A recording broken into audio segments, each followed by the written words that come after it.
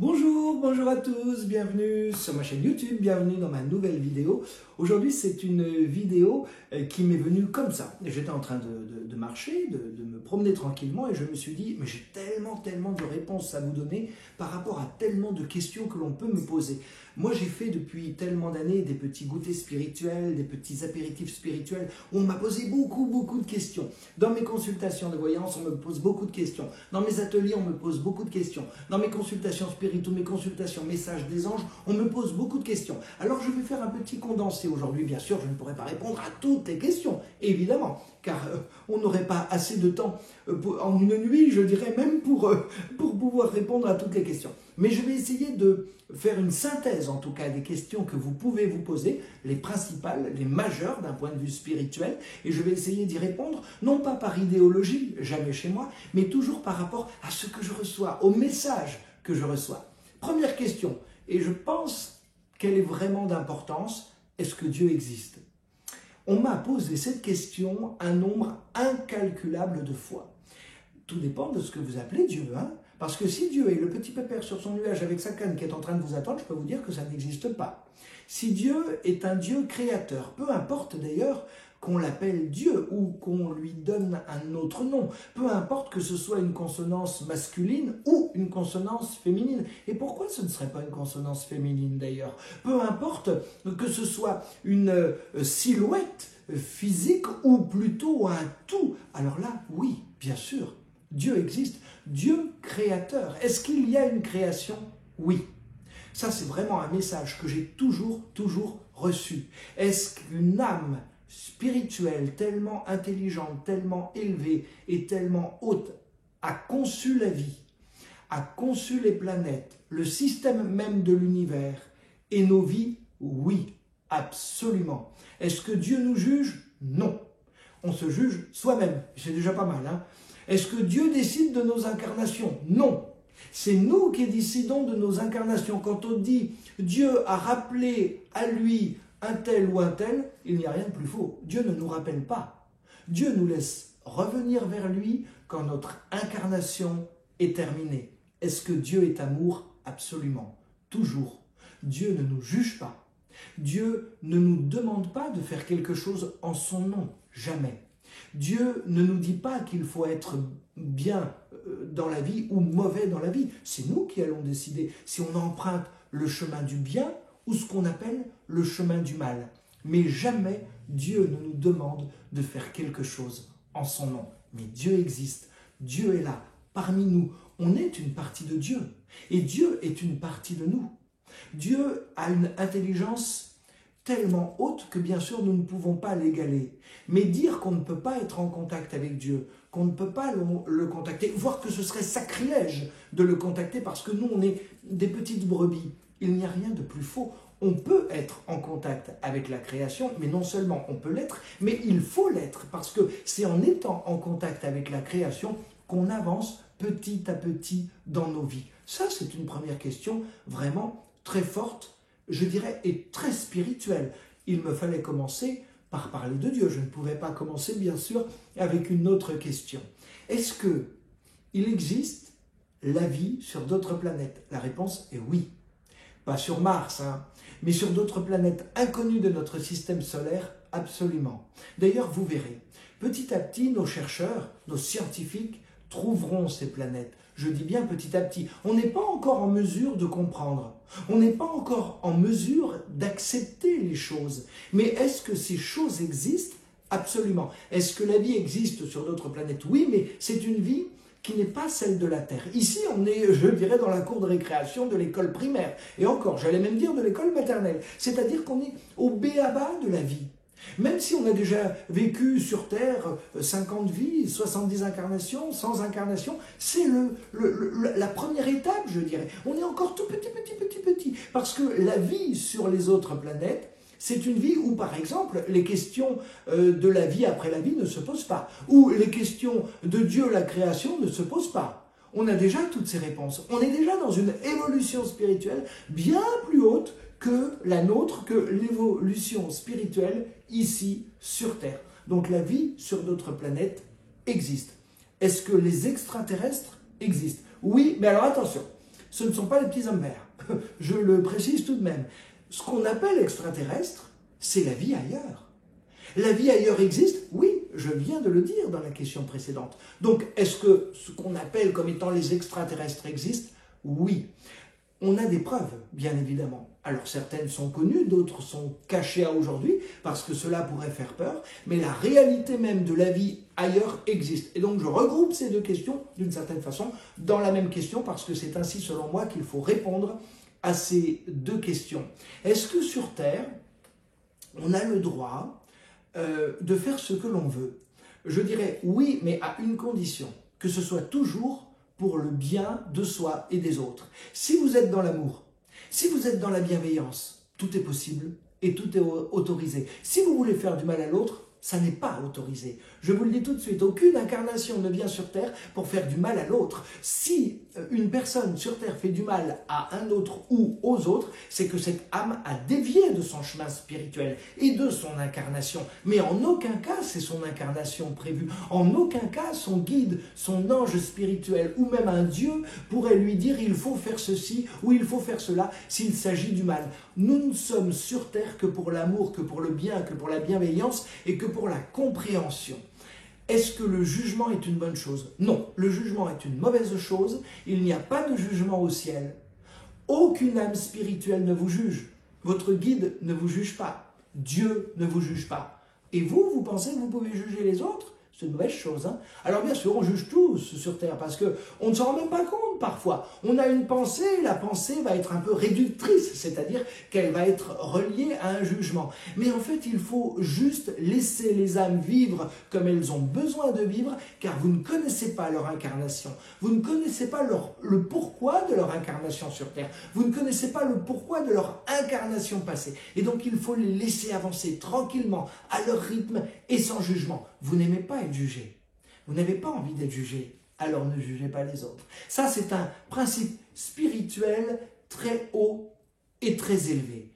Le jugement, ou plutôt le non-jugement, c'est votre évolution dans votre incarnation. Et c'est vraiment quelque chose qui me semble très très important. Pas de jugement. Une autre question que l'on me pose souvent et qui me semble assez importante. Est-ce que gagner de l'argent, c'est mal ? Alors, je vais répondre à cette question. Non, ce n'est pas mal de gagner de l'argent. Et d'ailleurs, contrairement à toutes les idées reçues, ou beaucoup d'idées reçues, l'argent n'est pas un tabou pour moi. Et ça n'est pas contraire à la spiritualité. Avoir de l'argent, c'est quelque chose qui peut être bien. Ça dépend comment vous le gagnez. Et ça dépend ce que vous en faites. Imaginons que la vie, votre incarnation, vous amène à avoir beaucoup d'argent. Alors d'abord, ce n'est pas toujours un cadeau. Parce que vous êtes peut-être venu dans votre incarnation justement avec l'optique de gagner de l'argent ou beaucoup d'argent, mais pas pour vous faire plaisir, mes enfants, mais juste pour dire, bon, et alors, on fait quoi de votre caisse d'or? Est-ce qu'elle reste au placard pour qu'elle puisse faire des petits et puis on verra bien ce qui se passe? Ou est-ce que vous prenez une belle partie de cette caisse pour les autres, pour vos frères et sœurs de la terre, pour ceux qui ont besoin, pour ceux qui sont seuls, pour ceux qui ont faim, pour ceux qui ont besoin? Alors dans ce cas-là, l'argent est bénéfique. L'argent est une énergie. Et si vous en faites du bien, cette énergie devient positive. Si vous en faites du mal, c'est-à-dire que égoïstement vous gardez cet argent pour tout, même si vous avez tellement d'argent que vous pourriez faire vivre 10 familles, alors cet argent devient une énergie négative. Donc en soi, l'argent n'est pas un problème. L'argent, je dirais, n'est même pas négatif. Ça dépend vraiment de ce que vous allez en faire. Mais en soi, l'argent, comme le reste, est positif parce que c'est une énergie. Chose très intéressante, y a-t-il des choses sur Terre que les hommes ont créées, mais que la création n'a pas voulu? Je réponds non. Je réponds non, avec affirmation. Et encore avec affirmation. Tout ce qui existe sur Terre est accepté par la création, donc par le ciel. Tout ce qui existe sur Terre permet nos épreuves ou nos expériences, selon le mot que vous avez envie d'employer. Mais quand je vois que des êtres sur Terre jugent d'autres êtres sur Terre, parce que ces autres êtres sur Terre ont une autre façon de vivre, je dis juste que c'est très dommage, parce que ça veut dire que ces êtres qui jugent se pensent certainement au-dessus, dans une meilleure compréhension, voire dans une très grande spiritualité. mais ces âmes-là sont encore toutes petites, parce que la réalité de la réalité, c'est que tout ce qui existe sur Terre est voulu par la création, est accepté par la création. Comment quelque chose pourrait se vivre sur Terre si le ciel décidait que ça ne devait pas exister? Eh bien, ça n'existerait pas. Si ça existe, ça veut dire que c'est permis pour grandir, pour évoluer, pour progresser. N'oubliez pas que quand vous choisissez votre incarnation, vous choisissez d'être un homme ou vous choisissez d'être une femme, non pas pour vous faire plaisir, mais parce que cela va dans le cadre de ce que vous devez vivre dans votre incarnation. Et donc ça, c'est une chose vraiment intéressante et vraiment importante. Il n'y a pas d'expérience interdite. Tout ce qui existe sur Terre existe parce que le ciel a décidé que ça pouvait être une expérience intéressante dans telle ou telle incarnation pour tel ou tel enfant de la Terre. Ça, c'est vraiment quelque chose qui me semble très important. Autre question que l'on me pose souvent. Une consultation de voyance, c'est cher. Pourquoi c'est pas gratuit? En voilà une question. Eh bien, je vais vous répondre. Quand on est dans une incarnation de médium, c'est-à-dire qu'on vient sur Terre pour être médium, on n'a pas le choix. On ne peut pas être médium et boucher. On ne peut pas être médium et boulanger. On ne peut pas être médium et cantonnier. Il faut choisir. Si notre incarnation est la médiumnité, il va falloir, comme pour vous, que l'on puisse vivre sur Terre, que l'on puisse payer nos factures, que l'on puisse payer nos charges et nos impôts qui sont très élevés, que l'on puisse tout simplement vivre dans le quotidien. Et donc, il va falloir une compensation au fait que l'on transmette quelque chose. Bien sûr, il faut rester honnête, c'est-à-dire qu'une consultation doit rester dans des tarifs abordables, mais aussi dans des tarifs qui permettent au médium de vivre en fonction du degré de qualité voulu par le médium pour les consultations. Par exemple, je vais parler de moi, puisque je me connais tout de même un tout petit peu. Si je ne fais que 2 ou 3 consultations par jour, c'est le cas, et pas tous les jours, ce n'est pas par volonté, c'est simplement par honnêteté, parce qu'on ne peut pas faire plus. Si on fait plus, on capte moins. Si on capte moins, vous aurez une consultation qui est médiocre. Moi, je ne veux pas faire de consultation médiocre. Je veux faire des consultations pour toutes celles et tous ceux qui me font confiance avec la même qualité, avec la qualité identique pour tous. Mais en procédant ainsi, je me dois volontairement de limiter ma voyance. Si je limite ma voyance, et si j'ai beaucoup de demandes, ce qui est le cas, ça provoque un embouteillage. Donc un délai pour les consultations. Mais il faut également que le tarif soit en correspondance. Je pourrais dire, allez, je fais 10 consultations par jour et je bâcle en 20 minutes chaque consultation. Je vais la faire à 50 € ma consultation. Et à 50 €, eh bien, ce sera formidable, ça me permettra de vivre.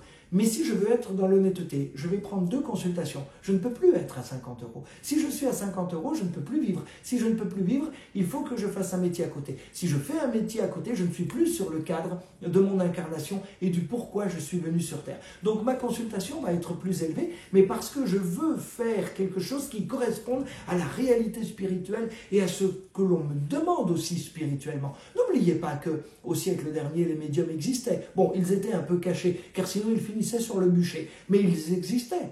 Alors, il n'y avait pas les mêmes transactions qu'aujourd'hui. On ne payait pas en carte bleue, bien sûr. On payait avec des œufs, avec une salade, avec un poulet.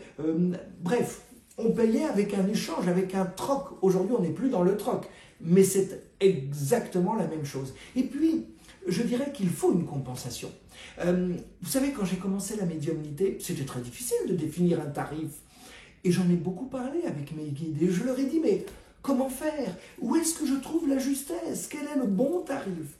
Et mon guide m'a dit, tu poses les mauvaises questions. Donne le tarif qui te permet de vivre, point. Ah, d'accord. Et si je ne faisais pas payer? Non, ça n'est pas possible. Car si tu ne fais pas payer, il n'y a pas l'échange.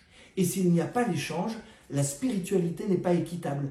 La spiritualité, c'est moi vers vous et c'est vous vers moi. Il faut donc qu'il y ait un échange. Je capte, sans le vouloir, simplement parce que c'est ainsi, c'est mon incarnation, je vous transmets cela, et en échange, vous me transmettez un peu de votre argent qui va me permettre de vivre. Et vous, vous nourrissez spirituellement de ce que je vous transmets à travers mes consultations et avec mes guides. C'est ça la réalité du paiement des consultations. Vous savez, parfois j'entends dire le médium se fait payer.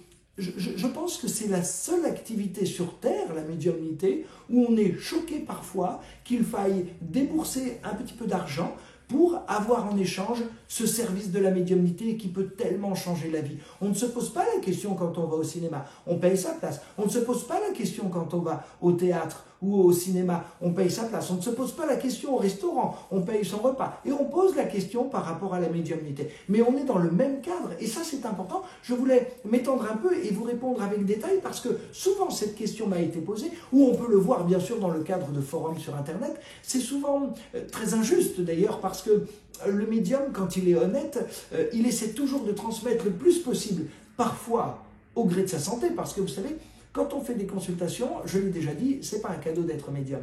Après une consultation, il n'est pas rare d'avoir la tête qui tourne, il n'est pas rare d'avoir des nausées, pardon de vous le dire comme ça, il n'est pas rare d'être épuisé au point d'avoir besoin de s'allonger pendant une demi-heure ou une heure, parce qu'on a donné tellement, on a dépensé tellement d'énergie qu'on n'en peut plus. Bien sûr, on ne va pas le crier sur les toits, et bien sûr, on ne va pas le dire à nos consultants. Je vous le dis là parce qu'on est entre nous, hein, et parce que c'est une consultation de transmission. Mais c'est intéressant de le savoir, parce que c'est notre vie au quotidien. On vit comme ça au quotidien. Donc c'est une chose qui me semble évidemment, je dirais, intéressante et importante. Autre question que l'on peut me poser. Est-ce que les injustices existent?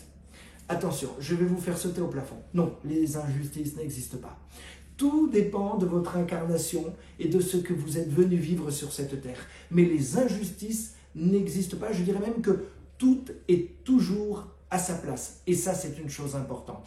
Dernière question, mais je referai des vidéos avec les questions-réponses parce qu'il y en a beaucoup. Mais encore une question que je voulais aborder avec vous. Est-ce que l'on peut décider de son mode de départ quand l'heure sera arrivée de rentrer à la maison? La question est oui. La question est oui. Si par exemple vous voulez partir dans votre sommeil parce que vous pensez que c'est plus agréable pour vous, alors attention, hein, il faut le demander à votre guide. Et il ne faut pas le demander simplement en vous disant « on m'a dit qu'il fallait le demander, alors je le demande, mais je n'y crois pas un instant ». Alors là, ça ne marche pas. Mais si votre cœur parle, si votre âme parle, si la connexion entre votre cœur et votre âme parle, alors c'est fantastique, c'est merveilleux. Vous allez le demander et vous serez exaucé en fonction de vos actions. Ah ben oui, ne pensez pas quand même qu'une personne sur Terre qui volontairement, par son libre arbitre, non par son incarnation, va faire le mal, va demander à vivre le plus grand des bien-être, ça ne peut pas être accepté, on est bien d'accord. Mais si vous êtes dans la bienveillance, si vous essayez d'être dans la bienveillance, si vous essayez de faire le mieux possible, c'est déjà faire. Et ça, c'est déjà important. Alors oui, on exaucera ce que vous allez demander, c'est-à-dire, par exemple, un départ dans votre sommeil. Vous pouvez aussi le demander pour vos proches. Ça ne fonctionne que si vos proches sont tout de même dans une certaine spiritualité et dans une certaine ouverture d'esprit. Mais ça fonctionne. Voilà ce que je voulais vous dire aujourd'hui. Voilà cette première partie des questions-réponses. Mais d'ici quelques semaines ou quelques mois, on refera des questions-réponses parce que je pense que c'est très intéressant. Et j'ai énormément de questions que l'on me pose et auxquelles j'ai des réponses. Et bien voilà, je viens de vous en faire profiter pour quelques-unes d'entre elles. Mais on y reviendra bien évidemment.